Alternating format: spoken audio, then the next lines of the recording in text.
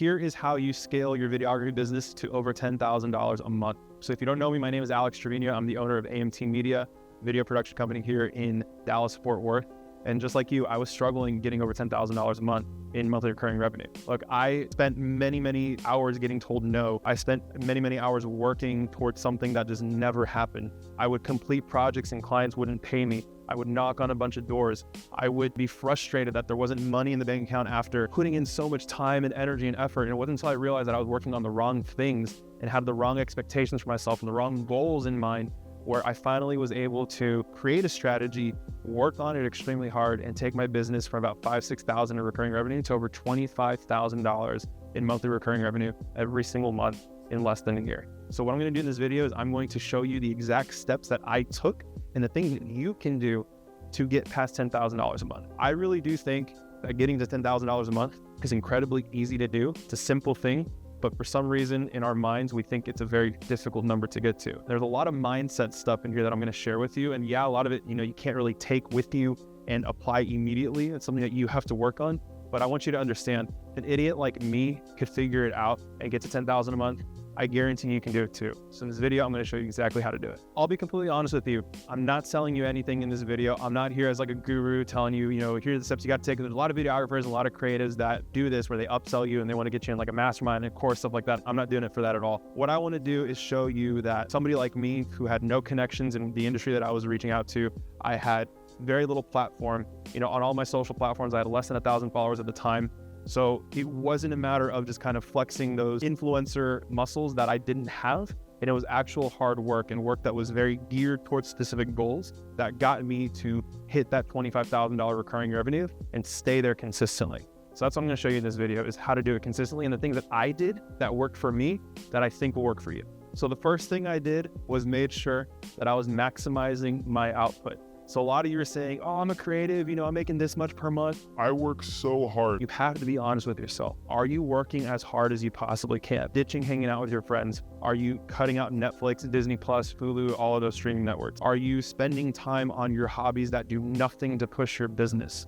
Look, when I was going through that time of struggle where I was making that like $5,000, $6,000, $7,000 a month, and I was trying to figure out how to get past 10, how to go beyond that, I had to really look in the mirror and really tell myself, am I maximizing my day? Not just once a week, twice a week, literally Monday through Friday. Am I maxing out my time? Do I have more time in the day to give to the business? And I always found the answer was yes. I always had more time. I always had more time in the day, in the week, and in the month to put back into the business.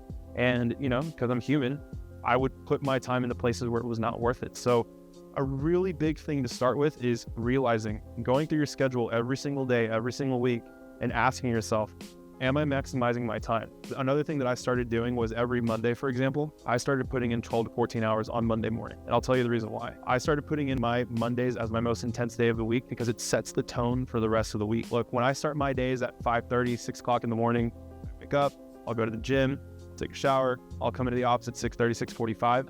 By 9 o'clock in the morning, I've already delegated all my tasks for the week to my team. I've already scheduled out all my emails for the next couple of days. I've already had conversations with my overseas editors on what the expectations are for the week. It's like I've worked a full day before literally everybody else starts their day. So it puts me ahead of my competition, puts me ahead of my clients, puts me ahead of my leads, and it gives me an entire day. So my Mondays now, it's like I'm working 2 days in one day. So now I'm working 6 days a week in the span of 5 days. So maximizing your time, making sure that you are honest with yourself. And you're going to look in the mirror, you're not going to like what you see because you're going to realize you're only putting in like 20, 25 hours a week. You have like 60 hours to 70 hours a week to be putting into your business if you are not making 10K a month consistently. You have to use that time.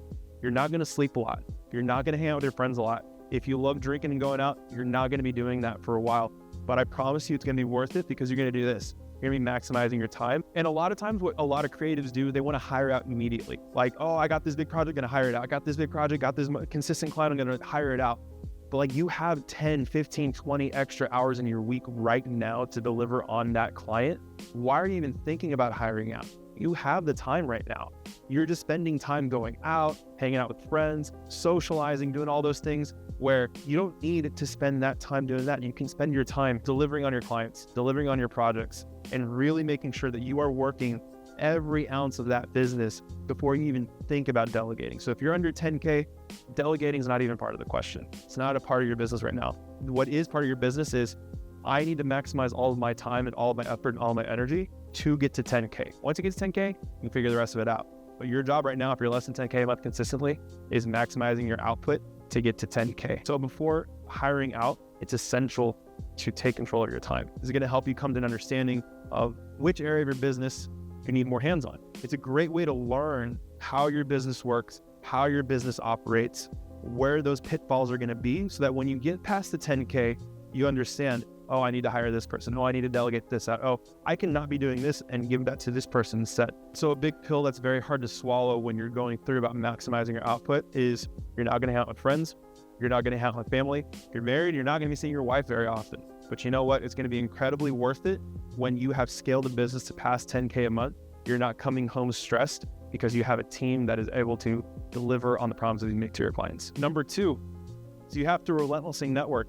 And notice that I didn't just say you have to network, you have to relentlessly network. So what are the tools that you have to relentlessly network? You have events in person, you have your social media handles, you have email, and you have your phone. Use all of those and maximize those as much as possible. Look, when I started growing my business, I sent out an insane amount of DMs on Instagram, specifically to realtors and loan officers, because that was the audience that I was niching down to. Sent out over 3,000 DMs in less than 6 months. And what it did was it got a lot of people to understand and know who I am and what I do.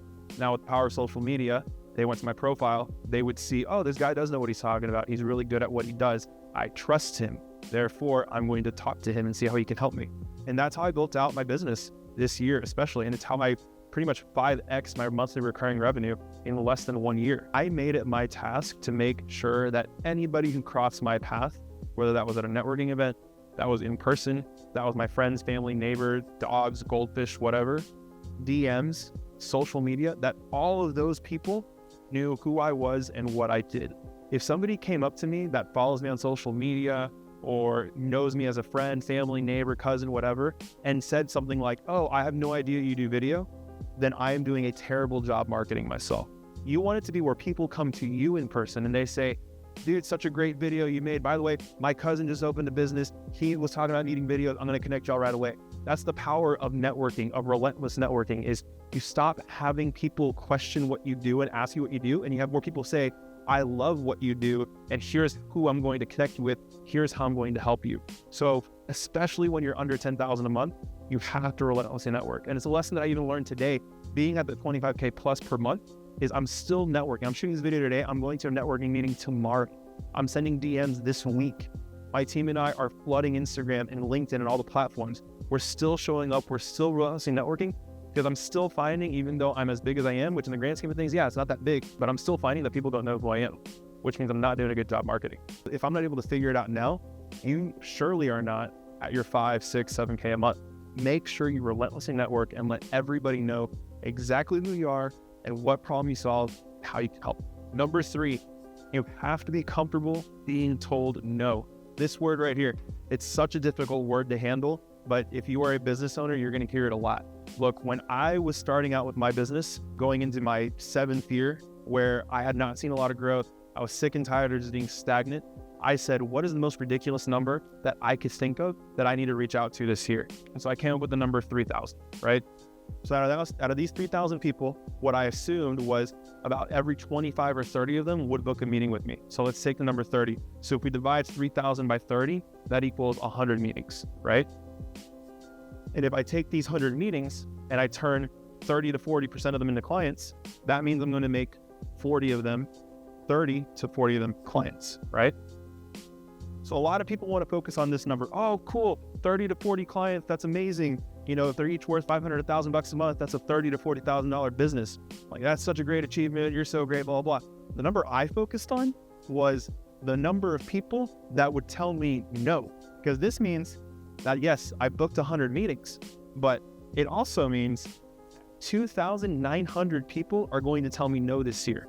And I was okay with that. The reason why I was okay with that was because I knew that every single one of these no's was getting me closer to one of these yeses. I was okay with that. When you focus less on the money, the clients you close, and you focus more on these big numbers here, reach out to 3,000 people. 2,900 of them are going to tell you no. Get to those no's as quickly as humanly possible. You're going to find that things start turning in your favor, because then you get one yes, then you get two, then you get three. And then like me this year, you realize that a yes gets you 240 leads, which is a deal that I got through DMs this year. It came from one of these yeses, but I had to go through this many no's to get that yes. And a lot of people, what they do is you get your 100th no, you get your 500th no, you get your 1,000th no, and then you give up. You have to get to 2,900 no's to get to 100 yeses. So get to these no's as quickly as possible. I thought it was going to take me an entire year to get there this year. My team and I, we did it in less than 7 months.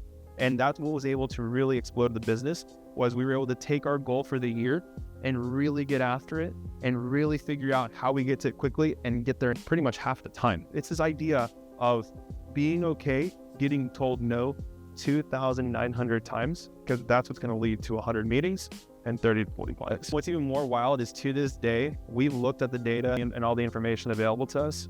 The majority of my clients in 2024 have come through cold DMs. It's either been they're the client or they referred me clients through, the good work that I did for them that led to big opportunities.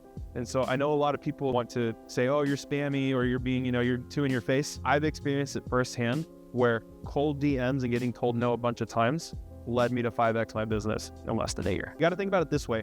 Think about a bamboo tree, right? It doesn't grow for months and months and years, and then all of a sudden, in the span of just a couple weeks or a couple months, it grows to 10, 15, 20 feet. It's very much that hockey stick analogy. This is exactly how DMs work. You're going to get told no. You're going to get ignored. You're going to be in a spam folder. You're not going to get responses. You're going to have people telling you you're not interesting enough, or I don't want your service.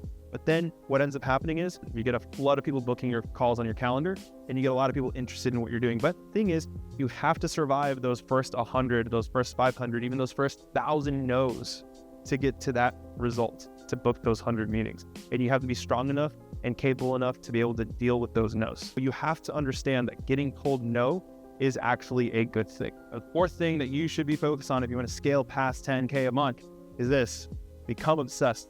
Funny that I put it at number 4, because I think this is the most important one. This is one that I took seriously for the first time this year, where I became more obsessed with my clients' success than my clients were with their own success. I'm going to share with you a client testimonial that I got with a text. And my client said, "Bro, you murdered it. Holy cow. You did such a great job on the stories and this round of reels. It was a sentimental topic and you crushed it. The details too." This, for me, is one of the best compliments I've ever gotten in any piece of content or any social content or video content I've ever done. And what my team and I did was, when I got this, I literally wrote this client's name on the wall in our office and said, that is the goal. Every single client gets his reaction, or we have failed as a video production company. And it is that mentality, that kind of pressure, the good kind of pressure to put on me, project managers, editors, to say we need that response every single time, has done wonders for my business. One specific way that it helped my business was my churn rate was somewhere in 20-25%. So churn rate, the percentage of clients that quit, that go away every month. So imagine having 5 clients a month, losing 1 or 2, probably 2 every single month, so that you're playing catch up every single month, month after month after month. So my churn rate, 20-25%. September, October of this year, my churn rate was less than 5% consistently for those 2 months. Going into November now, we're shooting this in October, we're looking at another 0 to 5% churn rate for November as well. And so by lowering my churn rate by 20%, we have been able to retain literally thousands of dollars a month in the business, because we have been obsessed with our client success more than they've been. So a big way that this has helped too with being obsessed with our success is I have an intern now whose only job is to make sure that my clients are happy, to make sure that they're getting everything they need, to make sure that they get everything that they've ever wanted out of a video production agency, and to give her any sort of feedback, any sort of response, and she gives that response, and she gives that to the team. She's been an awesome addition. This intern's been amazing. And it's somebody who is assigned to make sure that clients are happy, clients are confident, and clients are being listened to. When you make everything about a client, they will open their door. They'll be so receptive. They'll be so awesome. And they're going to give you so much business. That's another thing that this has led to, being obsessed with clients, is the amount of clients and amount of referrals that we've been getting has gone up since we started taking it this seriously and being this obsessed with it. We've gotten more referrals now than we've ever gotten in our history. And I am confident that it is because we have become absolutely obsessed with our client success. All right, number 5 is you always have to be experimenting with your pricing and your deliverables. Look, you're not perfect. You're not going to get your pricing or your deliverables right the first time. So don't stick to your guns. Like if people aren't biting at this price, either change the deliverable or change the price or change the person you're talking to. You always have to be moving these levers around in your business to identify what is the best product that I can sell, what is the best price that I can sell it at, or am I selling it to the right person even? So those are the 3 things that I like to look at when it comes to deliverables and pricing is pricing the deliverables and who you're selling it to. So I had a high ticket item that I offered called the 90-day boost. People stopped biting on it. People stopped buying it. So what did I do? I changed the deliverables. I also changed the amount of time that I would spend in giving these deliverables out. I changed it into a 5-month deliverable. And what happened? People started buying. Another thing that happens too is you tend to get, a client, they're a real estate company, for example, they're realtors, and they say, hey, I have 15 realtors on my team. Can you give us a deal? Well, of course you're going to give them a deal. Why would you say no to that? You're saying yes to getting so much more money that you don't have to spend any marketing time or money on. It's a great deal. So always look at that and make sure that you're giving people deals who are giving you a ton of volume because they're going to be loyal to you. They're going to love your work. And they're also going to, spread your name as much as possible. So when it comes to pricing and deliverables, don't be so set in stone with them. Take your pride out of it and really look at the information in front of you, the data, and ask yourself, why are people not buying? Or am I short selling myself? Do I need to charge more? That's the other option that you have too. A lot of us tend to undercharge for our services, and I bet you are too. So always be looking at your pricing and looking at your deliverables. And number 6, the last one. I know number 4 was supposed to be the most important one. It is tactically speaking, but in terms of mindset and all that stuff, this is the most important one, which is insane self-confidence. Look, you have to believe in yourself more than anybody else. You have to believe in yourself in a way where people look at you and think you're an absolute psycho for doing what you're doing, because this isn't for everybody. It's not easy to own your business. It's not easy to run your business. That's why so many people fail at it every single year in this country and around the world. So you have to truly believe that what you're doing is what you're meant to do and believe it more than anybody else, because nobody's going to believe it for you. You have to believe in it yourself. Look, I have been able to go into rooms where maybe 2 years ago, I would have been terrified to say something along the lines of, I can take payment now, to now collecting $500, $1,000, $2,000, $3,000, $5,000 at the meeting in person and not fading away and saying something like, oh yeah, I'll send you an invoice and we'll talk about it later. You have to have self-confidence. And I think a big part of it is really believing in what you're saying. Like if something comes out of you and you don't believe it 100%, don't say it, because people can smell and taste desperation very quickly. If you're not confident in throwing out that big number, you have to have some self-improvement in there to gain confidence to throw out that number. And the way you're going to do that is with experience. So at the end of the day, if you don't have that experience, you have to go find that experience. And sometimes you're going to have to give it away for free. Sometimes you're going to have to barter and say, hey, I want to give you this shoot for free in exchange for a portfolio, because now I can take that portfolio and go see this client and charge them $1,000. So what ends up happening there, you start playing this really fun game where you charge that client $1,000. The next one you're going to charge $1,200. The next one you're going to charge $1,500. The next one you're going to charge $1,800. Next one you're going to charge $2,500 and realize, oh, that's too much. You're going to bring it down to $2,000. You're going to stay there for 6 months. You're going to hire somebody else to do the work for you, or that you can manage to help you fulfill, because now you got 10 clients like that. And that becomes something really beautiful and really powerful for you and your business, is when you have so much self-confidence that you can walk into any room and you can own that room and you can offer what you offer and be confident that people are going to say yes to your services because you believe in yourself so much. You believe in yourself more than anybody else does.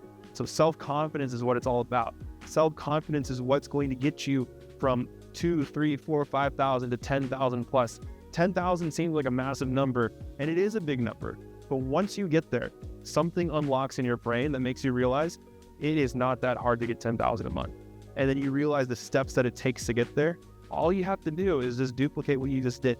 And then maybe you add in a little bit more. Maybe you realize, oh, I sent out this many DMs this month. What if I send 20% more? What if I send 30% more? What if I attend an extra networking event or 2 every single month and sacrifice that free time that I have so that I can keep scaling this business more and more and more?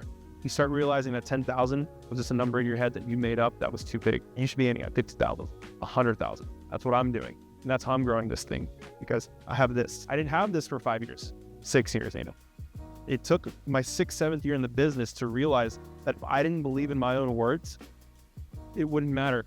I wouldn't be able to build a business. You have to believe in yourself in a way that no one else does, because at the end of the day, no one's going to believe in you as much as you believe in yourself. So I really hope these things helped. I really hope, if you're struggling in that 4, 5, 6,000 a month range, you don't have any consistent revenue, you're just freelancing around and getting that money.